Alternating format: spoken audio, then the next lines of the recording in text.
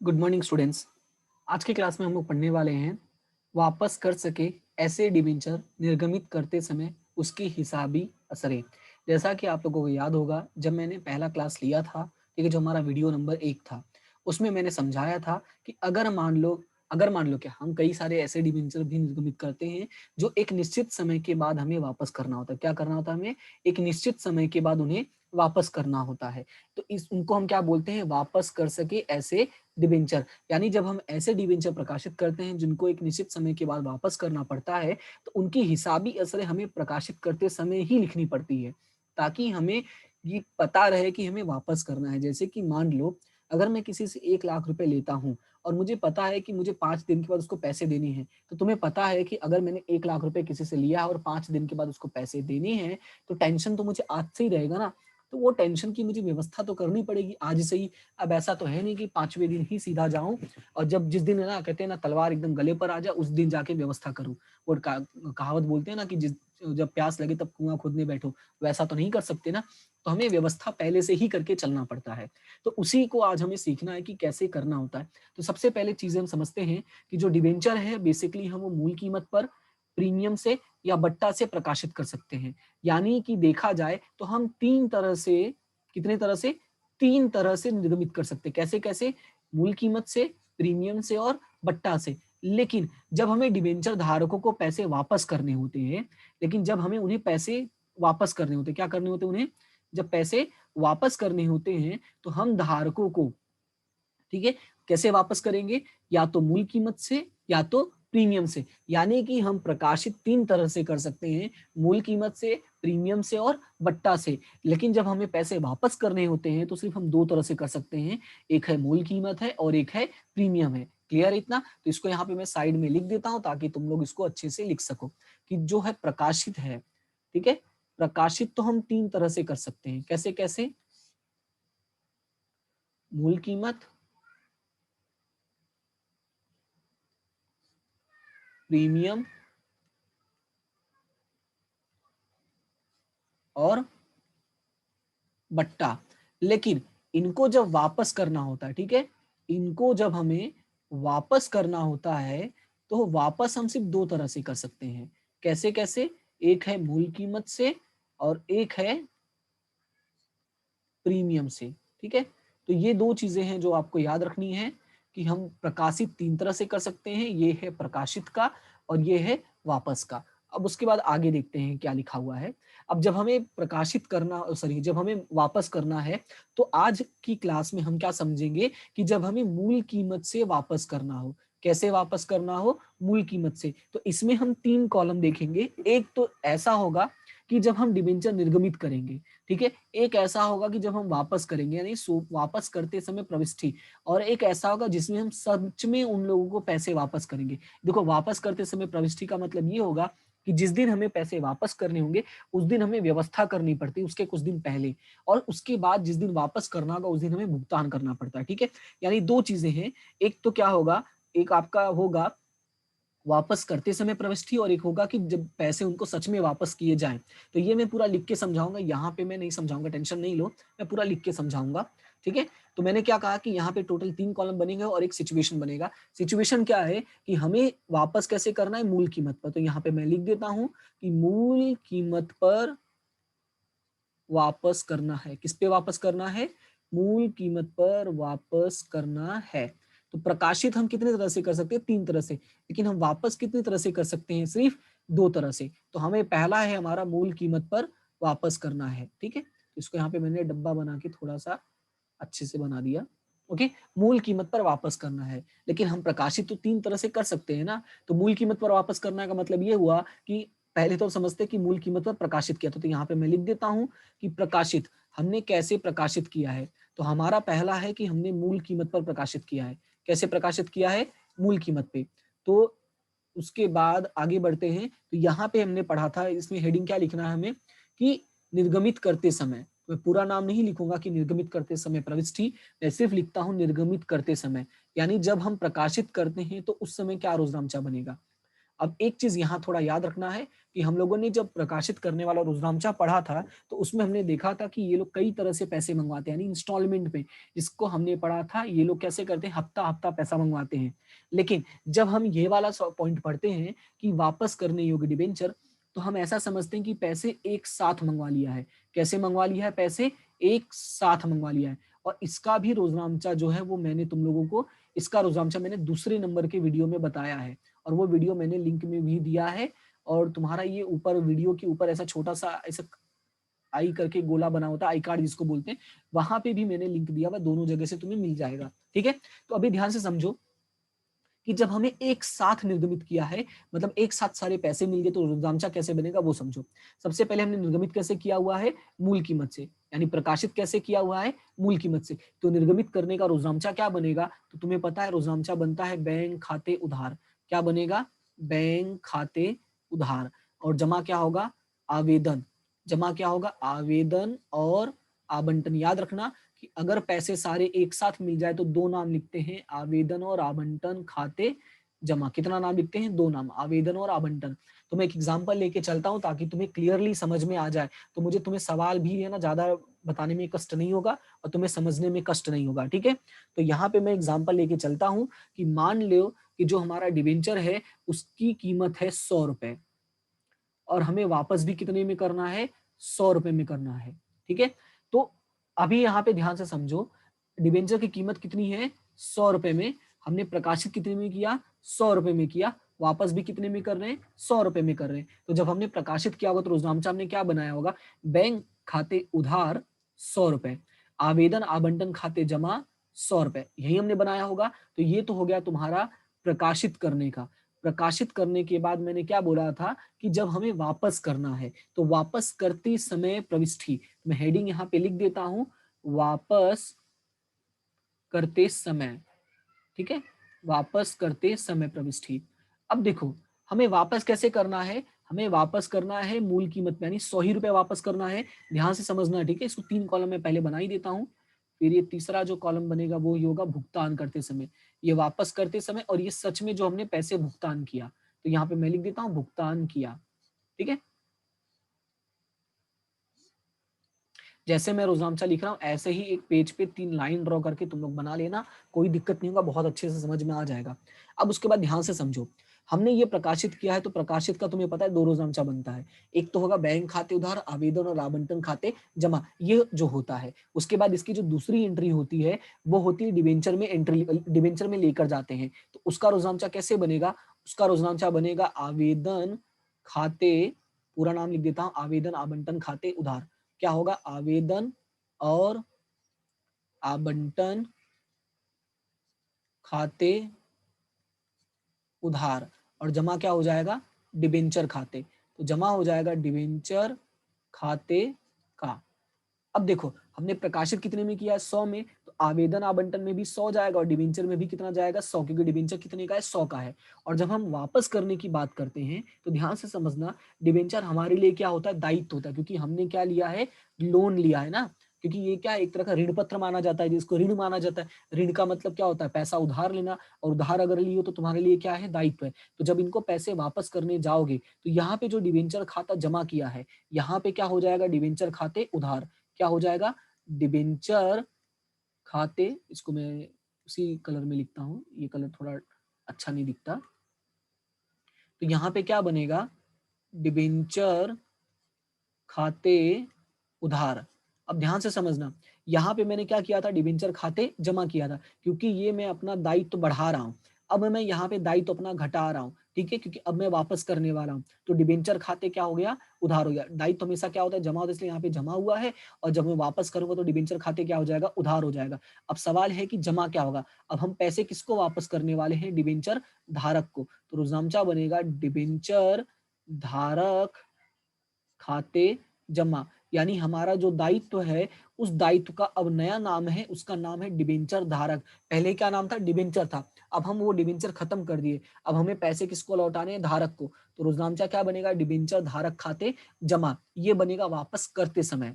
ठीक है, और जब सच में वापस करोगे तो रोजनामचा क्या बन जाएगा, यहाँ पे धारक उधार, मैं शॉर्ट में लिख देता हूँ, ठीक है, धारक खाते उधार, और जमा क्या हो जाएगा, बैंक, क्योंकि जब पैसे वापस करोगे तो जमा क्या होगा, बैंक खाते का।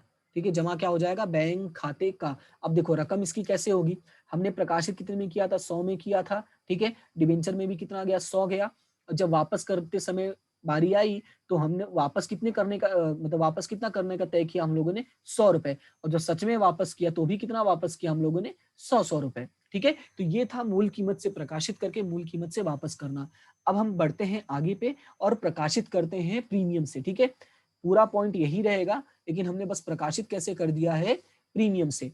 तो इसी को मैं आगे बढ़ाता हूं। ठीक है, पॉइंट हमारा यही कि वापस हमें कैसे करना है, मूल कीमत से ही वापस करना है। वापस कैसे करना है, मूल कीमत से। तो ये थोड़ा सा लाइन बड़ा कर दिया, ठीक है। अब दूसरा जो पॉइंट है, हमें प्रकाशित कैसे किया है, प्रीमियम से। कैसे प्रकाशित किया है, प्रीमियम से। तो पहले तो तुम्हें प्रकाशित का रुजनामचा आना चाहिए। ठीक है, तो प्रकाशित का रुजनामचा क्या होता है, याद है मैंने बताया था, जहां डिबेंचर वहां प्रीमियम। तो पहला वाला रुजनामचा क्या बताया, पैसे मिलने का।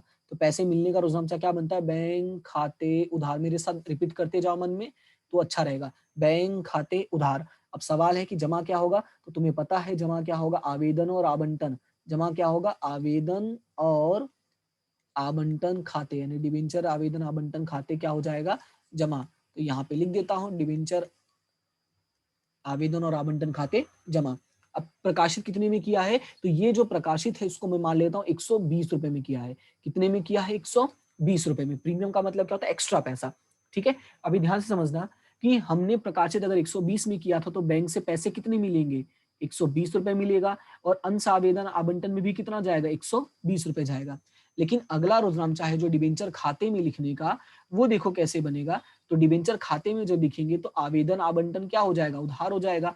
तो यहाँ पे मैं लिख देता हूँ आवेदन और आवंटन उधार। मैं शॉर्ट में लिखता हूँ आवेदन आवंटन खाते, ना लिख के सिर्फ उधार लिखता हूँ। ठीक है, और जमा क्या होगा, डिबेंचर। तुम्हें पता है जमा क्या होगा, डिबेंचर। हमारे पास से डिबेंचर कितने का गया है, हमारे पास से डिबेंचर गया है 100 रुपए का, पर आवेदन आवंटन का 20 है। तो बाकी 20 क्या है, तुम्हारा प्रीमियम है। और हमें पता है कि प्रीमियम हमेशा क्या होता है, जमा, क्योंकि प्रीमियम हमारे लिए क्या है, फायदा। और मैंने बताया था जहां डिबेंचर होगा और वहां पे ही क्या होगा, प्रीमियम। ठीक है, तो पूरा नाम तुम्हें लिखना है प्रतिभूति प्रीमियम खाते। जैसा नाम लिखा हुआ है बुक में वैसा ही नाम लिखना है। जैसे यहाँ पे मैं दिखा देता हूँ, पूरा नाम क्या लिखा रहता है, प्रतिभूति प्रीमियम अनामत खाते। ठीक है, तो पूरा ही तुम्हें नाम लिखना है, प्रतिभूति प्रीमियम अनामत खाते। तो यहाँ पे मैं सिर्फ प्रीमियम लिख देता हूँ, तो प्रीमियम खाते जमा। और ऊपर हो जाएगा डिबेंचर खाते जमा। कितना हो गया, 100 और यहाँ पे 20 रुपए। क्लियर है इतना। फिर अगला जो बनता है वो क्या है, वापस करते समय। तो वापस करते समय हमें वापस करने हैं तो रोजनामचा क्या बनेगा, हमें वापस तो मूल कीमत पर ही करना है, यानी डिबेंचर की ही रकम वापस करनी है। तो रोजनामचा क्या बनेगा, डिबेंचर खाते उधार। क्या बनेगा, डिबेंचर खाते उधार और धारक खाते जमा, क्योंकि पैसे हम किसको करने वाले, डिबेंचर धारक को। तो जमा क्या हो जाएगा, डिबेंचर धारक खाते जमा। कितने रुपए वापस करने वाले हो, 100 रुपए ही।